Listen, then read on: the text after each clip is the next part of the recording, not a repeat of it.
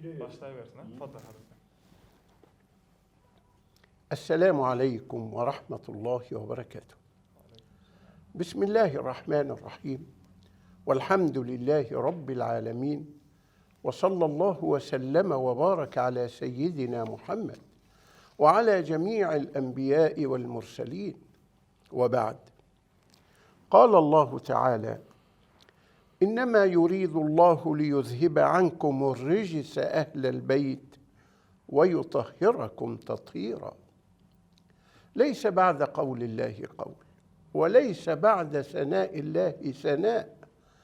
والله عز وجل في هذه الآية الكريمة يؤكد كرامة النسب لآل بيت النبي صلى الله عليه وسلم، حيث أنهم نسبوا إلى بيت الوحي ومهبط النبوة والرسالة. ثم تبين الآية شرف الرسالة التي يحملها أهل البيت، فهم أعلم الناس بأخلاق سيدنا النبي صلى الله عليه وسلم، وهم أعلم الناس بآداب سيدنا النبي صلى الله عليه وسلم، وهم أعلم الناس بعبادة سيدنا النبي صلى الله عليه وسلم.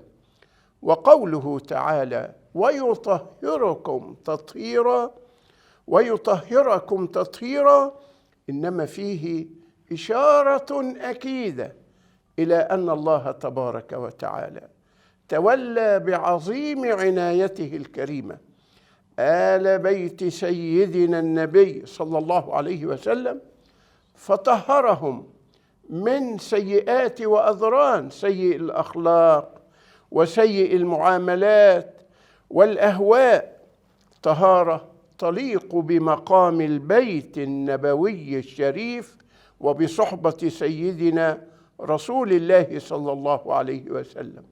وينبغي أن نعلم أن أهل البيت مدرسة في التأسي والاقتداء بهدي سيدنا النبي صلى الله عليه وسلم، وليست مجرد نسب ولا ادعاء.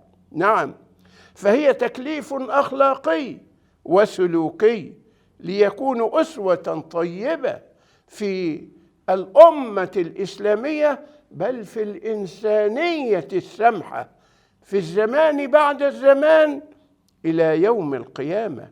هي مدرسة في الأخلاق، آل البيت مدرسة في القيم، آل البيت مدرسة في الروح المشرقة، آل البيت مدرسة في العبادة الصافية المخلصة وحمل أمانة الدين والقيم الحضارية التي ترتبط بهذا المعنى العظيم الجليل.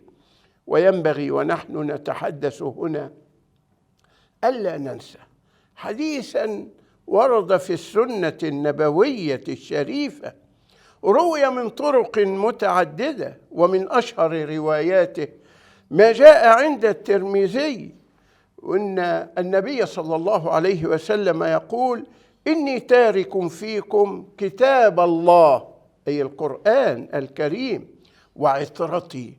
ثم يبين النبي صلى الله عليه وسلم المقصود بالعطرة، فيقول: وعطرتي أهل بيتي، ما إن تمسكتم بهما، أي بالقرآن وبآل البيت، آل بيت النبي صلى الله عليه وسلم، لن تضلوا بعدي، وإنهما لن يفترقا حتى يردا على الحوض. وهذا بيان إلى أن الهداية والقيم والبركة والنور والأسوة والقدوة ترتبط بآل بيت سيدنا النبي صلى الله عليه وسلم.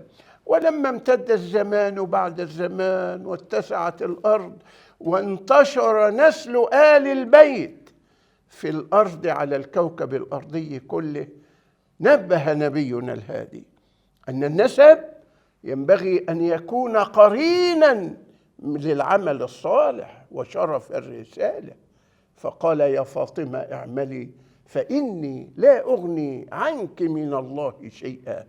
أن يجتمع شرف النسب مع شرف التقوى، ثم فتح نبينا الهادي صلى الله عليه وسلم بابا عظيما للأمة أن تنتسب إلى هذا النسب. بماذا؟ أنا جد كل تقي. هناك من ينسب إلى آل البيت من حيث النسب والقرابة من سيدنا رسول الله، وهي الدرجة الأولى والأتم في الفضل. وكل الأمة إذا سلكت طريق النسب طريق التقوى فلن تحرم من شرف ذلك النسب، لأن النبي صلى الله عليه وسلم هو الذي قال أنا جد كل تقي. ولفظة آل في القرآن الكريم تدل على أهل الرجل، وتدل على قوم الرجل، وتدل على أتباع الرجل.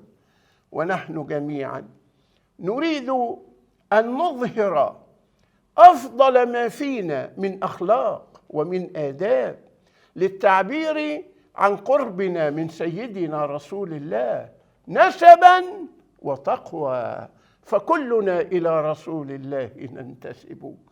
اللهم صل وسلم وبارك على سيدنا محمد وعلى آله صلاة تنجينا بها من جميع الأهوال والآفات، وتقضي لنا بها جميع الحاجات، وتطهرنا بها من جميع السيئات، وترفعنا بها أعلى الدرجات من جميع الخيرات في الحياة وبعد الممات.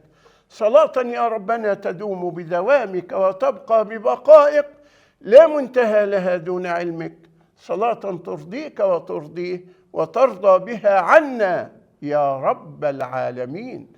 اللهم صل وسلم على سيدنا محمد في الأولين، وصل وسلم على سيدنا محمد في الآخرين، وصل وسلم على سيدنا محمد في كل وقت وحين، وصل وسلم على سيدنا محمد في الملأ الأعلى إلى يوم الدين، وصل وسلم على جميع الأنبياء والمرسلين والملائكة المقربين وعباد الله الصالحين من أهل السماوات وأهل الأراضين.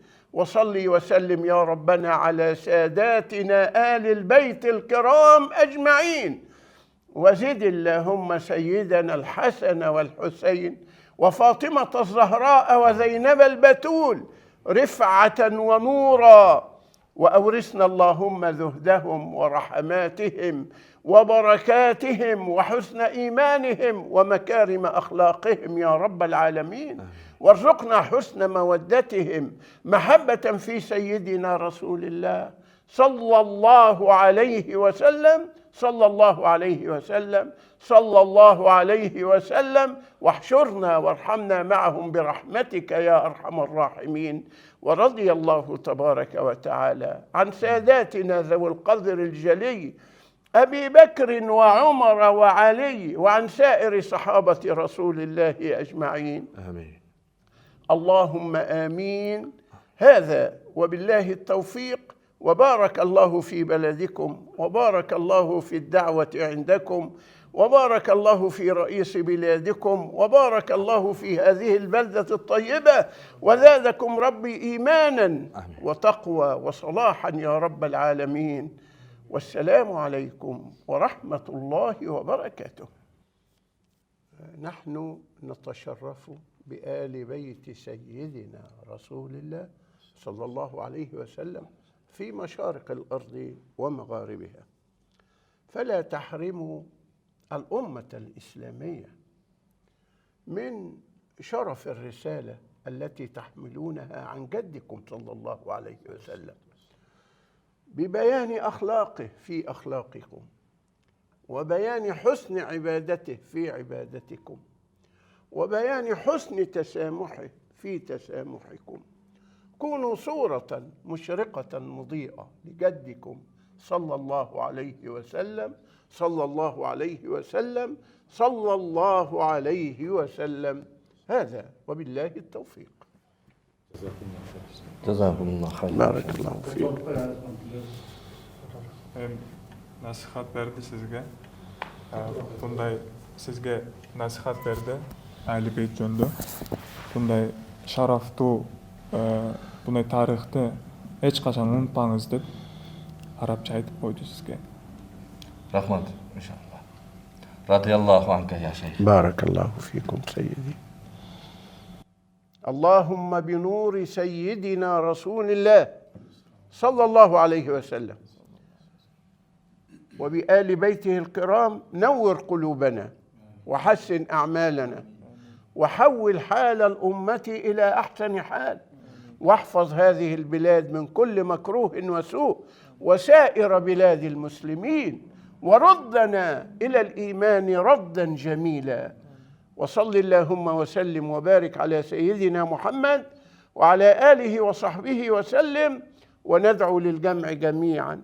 اللهم احرسنا بعينك التي لا تنام، واحفظنا في كنفك الذي لا يرام، واحمنا بقدرتك إنك على كل شيء قدير. تحصنا بذي العزة والجبروت، واعتصمنا برب الملكوت، وتوكلنا على الحي الذي لا يموت. ربنا اصرف عنا الأذى والسوء والشر يا رب العالمين. اللهم ربنا صل وسلم وزد وبارك على سيدنا محمد وعلى آله وصحبه أجمعين، وانفعنا ببركة الصلاة عليه، ويسر أمورنا ببركة الصلاة عليه، وفرق كروبنا ببركة الصلاة عليه، ورد الناس جميعا على الكوكب الأرضي إلى الحق إلى العدل، رد الإنسانية السمحة إلى صراطك المستقيم. اللهم آمين، اللهم آمين، اللهم آمين. وآخر دعوانا أن الحمد لله رب العالمين. يعني حضرتك بتقيموا بإيه؟ نعم حاضر. يعني لو حضرتك ينفع تقول لهم. أبدأ؟ اتفضل. بسم الله الرحمن الرحيم. نصيحتي لأهل الأشراف هنا حتى يكونوا شعاعا مضيئا على الكوكب الأرضي كله، يعرفون بدور الأشراف في بناء الأخلاق، بناء المجتمع، بناء الأمة، استيعاب الأمة وصلاح الأمة. إنما يتأتى ببناء الوعي والعلم بعلم أهل الأشراف على ساحة الزمن كله، من أول سيدنا رسول الله صلى الله عليه وسلم إلى هذه اللحظة. ماذا كتبوا وبماذا ألفوا وبماذا تمتاز علوم آل البيت؟ ينبغي أن نؤلف في ذلك، لأن صناعة الوعي والعلم هو الأساس الذي يجمع الناس ويبني القلوب ويجعل للأشراف الريادة ويجعل لهم الرسالة. والناس حين ترى في الأشراف هذه المعاني سيروا فيهم الأسوة الحسنة والقدوة الطيبة. هذا أول معنى. المعاني الثانية أن المؤتمرات التي تقام ينبغي أن يصاحبها منشورات عن هذه الكتب المختارة وترجمتها. ولنا في ساداتنا من السلف الصالح من ساداتنا الأشراف قيم عظيمة ينبغي أن تظهر وينبغي أن تعلن، وينبغي أن نأتي بهذه المؤلفات العظيمة. ونعلم أن الأشراف في كل بلد على الكوكب الأرضي هم شعاع نور عظيم يقرب إلى الله، يقرب إلى الله بمنهج الوسطية. هذا ما تمتاز به هيئة الأشراف. تتقرب إلى الله بما منحهم الله من الطاقة الروحية العظيمة بالنسب إلى سيدنا رسول الله صلى الله عليه وسلم. هذا ما ينبغي أن نكون، ولا تقتصر المؤتمرات والاحتفالات على ذكر الأشياء الظاهرية التي نكون فيها، ولكن يكون سبق إعداد للكلمات وإظهار الأسوة والقدوة في الأشراف وما يقومون به في خدمة المجتمع. الأشراف في كل دولة ينبغي أن يكون لهم إسهام في فعل الخيرات وفي خدمة المجتمع وفي مساعدة المحتاجين وفي أخذ يد طلبة العلم للنجاح. أيضا أدلكم على شيء مهم صنعه الآخرون ونحن أولى به، وهو تبني الفائقين في المجتمع. الفائقين في الدراسات الطبية والدراسات الهندسية والدراسات الأدبية والدراسات اللغوية كي يكونوا رسلا لكم، لأن الانتماء عطاء. كيف ينتمي إليك هؤلاء العلماء الكبار حينما تكون قد أعطيتهم أدبا وعلما ورعاية وتبنيت حوائجهم؟ فهؤلاء هم الطليعة التي تنشر لكم في كل مكان. وفقكم الله، دام التوفيق والسداد والمدد والعون العظيم من الله المنعم الوهاب، والحمد لله رب العالمين.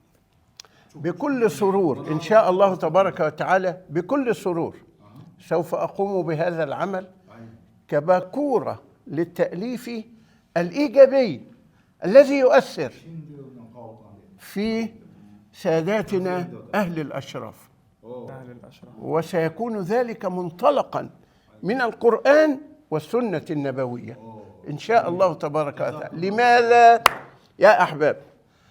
إن مصدر المعرفة في الدين حدده القرآن وحدده سيدنا النبي. مصدر المعرفة في الدين الوحي. قال تعالى: إن أتبع إلا ما يوحى إلي. إن شاء الله أعدكم بهذه الرسالة لتكون قوية ومؤثرة، فأعينوني بالدعاء. هذا وبالله التوفيق.